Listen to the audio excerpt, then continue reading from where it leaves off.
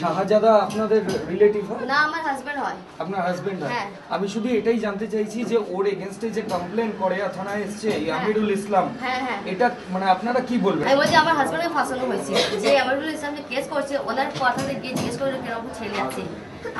আমার হাজবেন্ডের সাথে ওর মেয়ে কোনো সম্পর্ক ছিল না, বুঝলেন? বিজনেসের ব্যাপারে নিয়ে এটা ফাঁসানো হচ্ছে। আর ওনারা ঢুকে আমাদের ঘরে ভাঙচুর করলো, ভাঙচুর করে টাকা ডাকাতি করে নিয়ে চলে গেল পাঁচজন ছেলে। ওনার ব্যাপার কেস করলো, না করে উনি জ্বলে পুড়ে আগুনে মারা যায়। ওই মেয়েটা নিজেই কল গাছ নিজে ধান্দা করে, ওই মেয়েটা ওই ক্যারেক্টারকে জিজ্ঞেস করে নেবেন। এখন ভালো কেউ বলতে না পারে, কিন্তু এটা মেয়ের ক্যারেক্টারটা ভালো নয়, বুঝলে? আমাদের মায়ের ওখানে থাকেও না, বাবা কোন ঝামেলা ছিল, সব বন্ধু মিলে সব গাদাই করলো, সব ব্ল্যাকমেইল করলো। কারা?